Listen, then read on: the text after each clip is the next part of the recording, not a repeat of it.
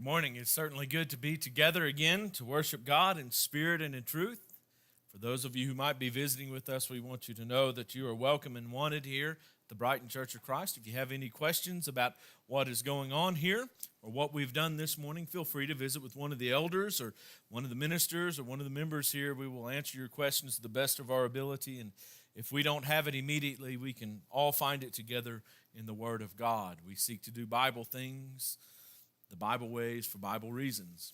That's pure New Testament Christianity. If that interests you, then we would like for you to be a part of the Brighton Church of Christ if you're looking for a church home. This morning after our services, after the final prayer, we will have the presentation of the Bibles to the graduates, the graduating seniors. And so after the last prayer, if you would have a seat, and we'll get through that at the end as well. There's an old saying that says that you can't see the forest for the trees. It's an adage which means something like we are so focused on the details, or we are so scrutinizing the smaller things that we sometimes miss the bigger, the more important whole. Sometimes Jesus is compartmentalized in our lives based upon particular events or attitudes that we see him. And we start to focus on that one, and we kind of miss the whole picture of Jesus. For example, one might talk about the grace of Christ. And every sermon or every lesson or every discussion that you seem to have with that person will eventually make its way back to the grace of Christ, ignoring such things as the love of Christ or the justice of Christ or the wrath of Christ. See, when we really want to see Jesus for who he is, we've got to stand back a little bit sometimes and see the whole picture. We've got to get a picture of the forest and not just the trees. In Mark chapter 1, Mark demonstrates the fame of Jesus and how well he is liked by a series of accounts that bring people to him for salvation and for healing. And it seems as if in the infancy of Jesus' ministry, everybody loves him. Nobody hates him. But chapter 2 opens, and Mark spends the entire chapter dealing with conflicts of Jesus when people don't like what he says. For example, in the first paragraph, who can forgive sins but God alone? And that conflict comes up. Or in chapter 2 and verse 16, why does he eat with tax collectors and sinners? Or in chapter 2 and verse 18, why did John's disciples and the disciples of the Pharisees fast, but your disciples do not fast? And then from today's lesson, we'll see why are they doing what is not lawful on the Sabbath. It's interesting that Mark brings these accounts together at this time. And I think what he's doing is he's showing that, yes, we see the power and the love and the fame of Jesus in chapter 1, but never forget the conflicts. These conflicts which seem to further identify Jesus, especially focusing upon his deity. Take, for instance, nobody can forgive sins but God alone. Jesus forgives sins, therefore he is God. Right? Or in the next section, when he is associating with sinners and with tax collectors and harlots and all that he's surrounding himself with, and they're questioning, why would he eat with such people? It's because those kinds of people need God. Jesus is God, therefore they need Jesus. Or in the next section, when the disciples are not fasting, it's because Jesus says they're in the midst of the wedding feast where God himself comes as the bridegroom, and he's calling his people together as the bride. And as long as the wedding feast is happening, there's no reason to fast. But soon the bridegroom, who is God, will be taken away. Then will they have reason to fast. And then Jesus, of course, sets himself forth as that bridegroom. And if further information is needed, he is the one that is going to be taken away in the future. Therefore, he's God. Here again, in the Sabbath controversy that we're going to look at today, the conflict really buffs the deity of Christ, making it shine all the more brightly because of who he is. And so this morning, let's examine this conflict and uncover another piece of the Jesus puzzle. It begins with what I see as a call for forbearance. in the first two verses here, in verse 23 and 24. On the Sabbath, he was going through the grain fields, and as they made their way, his disciples began to pluck heads of grain. And the Pharisees were saying to him, "Look, why are they doing what is not lawful on the Sabbath?" The disciples were plucking seeds while they're walking through the grains, but the Pharisees, what we see in them is that they're looking for a fight. You know, there are some people, you don't have to be around them very long when you realize they're just looking for a fight. And it doesn't matter how good a friend you are. They're always trying to find that one area of disagreement, of conflict that they can exploit. Now, in this case, the Pharisees consider themselves justified in their ambition to find conflict with Jesus because they see Jesus as an interloper between themselves and the people. Why, he's taking away our authority, he's taking away our power and our popularity. Here's a man that they felt was diverting attention away from God. But what's interesting is Jesus was not some interloper between heaven and earth. Jesus was heaven come to earth. He is heaven itself, representing God himself in this moment. And so even though the Pharisees felt justified in their minds, they were not justified. You see, the law of Moses specifically condemned such things as work on the Sabbath. Exodus chapter 31 through 14 through 15 says specifically that you could do no work. But even more specific than that, some passages spoke directly of what kind of work you could not do. For example, in Exodus 34 and verse 21, it specifically says you cannot harvest on the Sabbath day. In the Pharisees' mind, that's exactly what the disciples are doing. They're plucking grains or heads of grain from the field. Therefore, they are harvesting. Therefore, they are in violation of the law of God. Not only that, but in order to pluck the grain and eat it as a snack, as the disciples were doing, they would take the head of wheat, if it were wheat or corn, and they would thresh it in a way. Oftentimes, they would simply rub the head of grain until the chaff was separated from the seed itself. They would eat the seed and toss the chaff. Or if it was corn, they would husk the corn so that they could eat the fruit inside. In their minds, this was something that was forbidden. Nehemiah chapter 13 and verse 15 is another place where harvesting and threshing are not allowed upon the Sabbath day. And at first glance, we might look at that and say, well, see, yeah, the disciples, they shouldn't have plucked the head of grain. They shouldn't have threshed it in their hands. They shouldn't have eaten it as a snack on the Sabbath day. They should have gone hungry, or they should have walked a little further, which the Pharisees wouldn't let them do because they would have walked too far on the Sabbath day to get to a place to eat. But so the mentality was that they're just there to pick this fight. But what I find interesting is in Deuteronomy 23 and verse 25, it says, if you go into your neighbor's standing grain, that is, if he has a grain field, wheat or corn, and you go into the standing grain itself, he says, you may pluck the ears with your hand, but you shall not put a sickle to your neighbor's standing grain.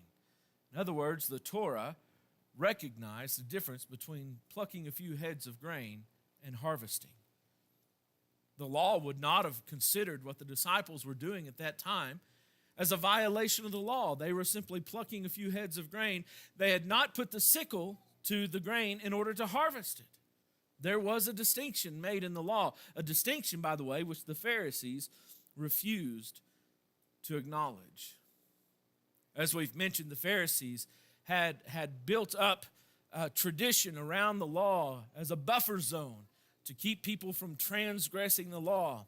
And so when they looked at someone like the disciples who were plucking grains at this moment, the Pharisees said, well, that's not something we would do, and therefore they should not be doing it either. But there's a call for forbearance here. Jesus will go on to show that his disciples weren't breaking the law, but the implication is this attitude of fighting and policing is one that destroyed the hearts of the Pharisees. And brethren, it destroys the church today. There's a problem when our faith that we have, that we hold so dear, that there's a problem when we spend more time in policing rather than praising. I know when I was in preaching school, I I was very young, very immature as a Christian, immature as a person at that time. And Julie and I would travel around different places, and we would meet new congregations. And it seemed like every time we went somewhere, if there was a church that I'd never heard of, then I went in skeptical. We'd visit this place. I'd never heard of these people. They're probably not sound. So I went in skeptical, assuming that they were liberal or that they're off the pattern or whatever it is. And that was my heart and my mentality. And brethren, I lost at least a year's worth of worship, thinking that I was sent to police this congregation or that group of people.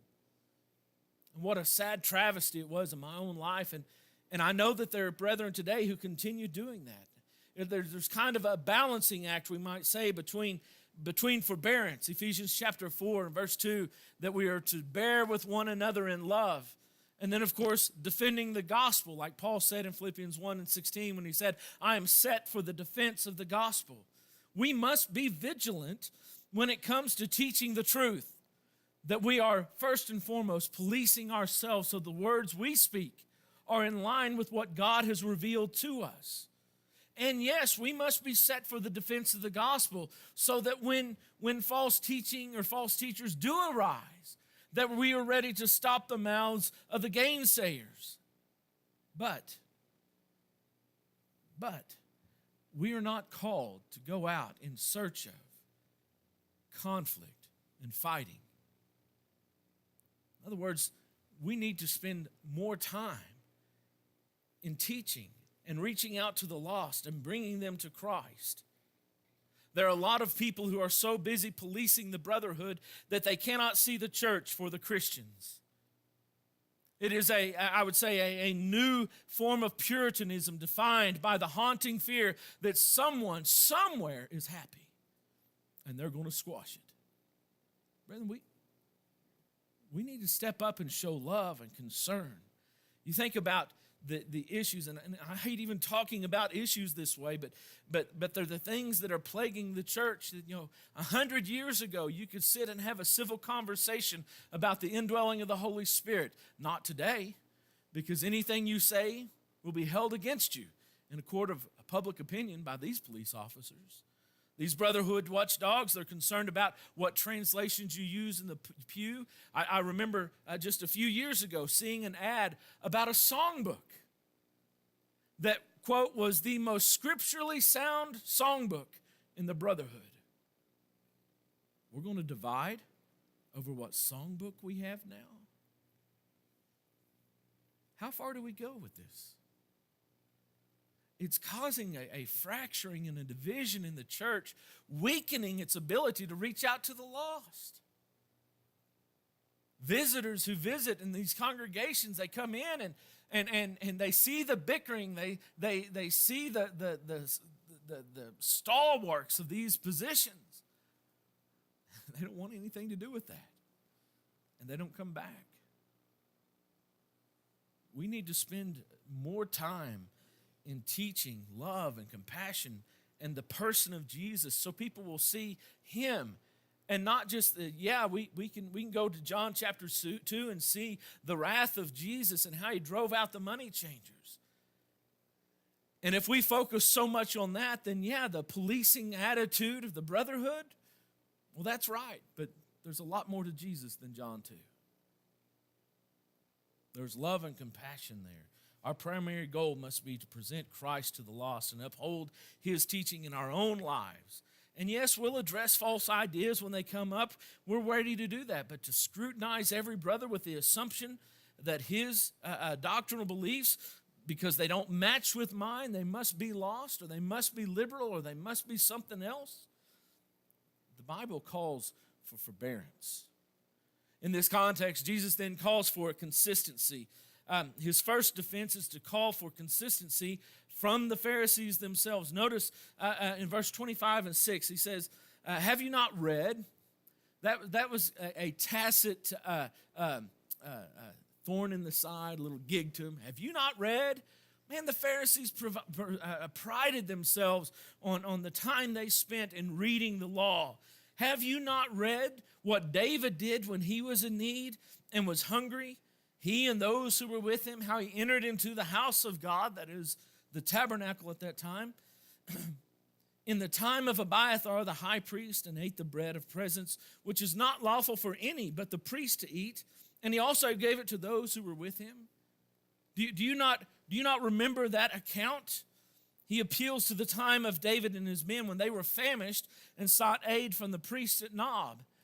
When he gets there, the high priest, who is Ahimelech, and see the bulletin article about the difference between Ahimelech and Abiathar. Jesus says Abiathar, but the original reading in 1 Samuel 21 says Ahimelech. And Abiathar doesn't become high priest until after Ahimelech is dead. He's killed by Saul because of this very event. Some plausible theories about why that is, but the priests give him bread. Not just any bread, but the sacred bread, the bread of presence, representing the presence and fellowship with God. And it was only lawful, according to Leviticus 24, verses 5 through 9, it was only lawful for the priest to eat it, but David ate it. And he violated the law. You really can't look at it any other way. David violated the law. And yet they'd had all these centuries since the time of David to the first century to call David out as a sinner, as one who was unlawful, as one who transgressed God. And yet they didn't. In fact, by the first century, most rabbis in their teaching this passage tried to justify David, saying that, well, it was because they were in such dire need that human need rises above ritual law. Now, maybe that's an argument to be made, but the mentality was David was excused. Hundreds of years later, David was excused. In the moment that Jesus' disciples pluck the grain, they're condemned. And Jesus is saying, if you truly believed that they were to be condemned, then surely you ought to be condemning David. But because of your forbearance and your love and respect for David, you are willing to give him a pass, even though he broke the law. And now you look at my disciples who really haven't even broken the law, and you are ready to condemn them. There needs to be some consistency here, that you treat everyone in the same way. Instead of being quick to condemn someone that is different than you, condone righteousness. And that's really what it means. Consistency demands that we treat everyone the same. And I know this is difficult sometimes because there are some people that we really like, that we get along with, that we're of kindred spirit, and we treat them one way. And then there's other people that we seem to have natural conflicts with, even other Christians, and we know that we shouldn't have that conflict, and so we just kind of stay away from them. We treat them differently because of the natural conflict versus the natural camaraderie. But when it comes to the law of Christ, we need to treat everyone the same. I know when, for example, in 1 Corinthians 1, when he asked them to be of the same mind and of the same judgment, that he's dealing with in the church in order, instead of dividing up over these things, that we need to be unified with the same mind and have the same judgment, the same attitude toward different events, different attitudes, different actions in the church. And it's the same thing here. We are to be of the same judgment, not just unified with one another, but treating each other with the same judgment. Secondly, I also see a call for compassion. Verse 27, when he says specifically that the Sabbath was made for man, not man for the Sabbath. This is his second defense. And the Sabbath, we understand, was created by God, who himself holds the authority to make such rules. And it was a day of rest. That's what it was set aside for. Those who were contemporary with the Jews, especially in the very early days, the pagans and those who were separated from the commonwealth of Israel, as it was referred to, the Gentiles, they worked their people and their slaves and their animals 7 days a week. They worked them into the ground. The only time that rest was given when it was a medical necessity. And oftentimes, the medical necessity resulted in death. And so not only did it shorten the lives of their workers, but it also reduced the productivity, because exhausted people are not as efficient as others. The Jews were the only ones at the time who had a day of rest, a day set aside for the body to recuperate. And who else to decide that but God, who created the body? God, who knows how we function, how our bodies work, knowing that we needed time to rest and recuperate from the rigors of everyday life. And so he set aside a day for rest and specifically for remembrance. While you're resting, remember the greatness of God. Remember the gift of God that he gave you this day to take off from the rigors of life. But the Pharisaic traditions that had been added to the restrictions of the Sabbath had turned it into a burden. Jews by the first century weren't looking forward to the Sabbath day when they had a day off from work. They dreaded the Sabbath day. The rules and the regulations and the strictures that had been added to it had so made it so much of a burden that they looked forward to the next Sunday when they could go back to work again and not have to worry about the Sabbath laws as they saw them. They welcomed work instead of rest because they had made it such a burden. That's Jesus' statement when he says the Sabbath was made for man. It was made for his rest for him. Not the other way around. Man was not created in order to follow Sabbath laws and traditions, that you've made it. And so he's asking them to go back and show compassion. Take away these traditions that you've built up around them and give them that freedom to remember God in their day of rest. But they were so focused on counting how many steps they had taken and how much weight they had lifted. All the little things that the Pharisees told them to be sure and watch out for. That it was no longer a rest, but it was a curse. And then finally, Jesus calls for conviction. Conviction that he is, in fact, God. So the Son of Man is Lord even of the Sabbath. Now, Son of Man happens to be one of Jesus' favorite titles in reference to himself. And in practically every place that it's ever used, it's a reference to Jesus. But for some reason, some people come here and they see this and they say, well, the Son of Man here is talking about man himself. Man himself is the Lord of Sabbath, and if he wants to obey the law, he can, and if he wants to go a different way with it, that's his prerogative. That's not what Jesus is saying. Jesus is, once again, referring to himself, and he's saying, I am the Lord of Sabbath. When he says the Son of Man, he's talking about himself, and the Lord of Sabbath has the authority to write Sabbath law. Remember the Sabbath and keep it holy. In fact, the Word of God that spoke that is Christ himself in his pre-incarnate form. He is the Lord of Sabbath, giving us the Sabbath law from Exodus chapter 20.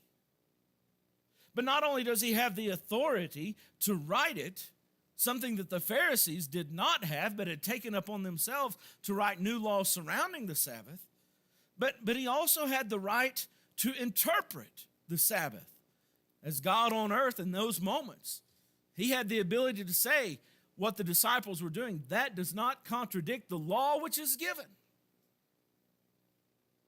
You see, he knew what was a violation of Sabbath and what was not. And this spills over, by the way, into chapter 3 and healing the man's withered hand on the day of the Sabbath.